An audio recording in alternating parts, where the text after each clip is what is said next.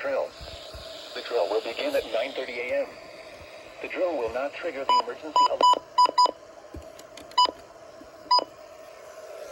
Message from the National Weather Service or other participating agencies, so you should assume the drill is completed when you have completed your agency's self goals and activities.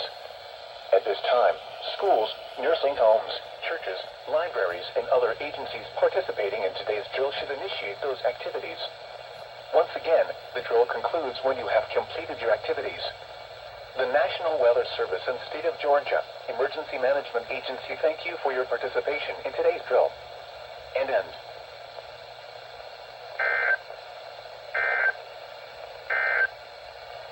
Coastal waters forecast for Savannah to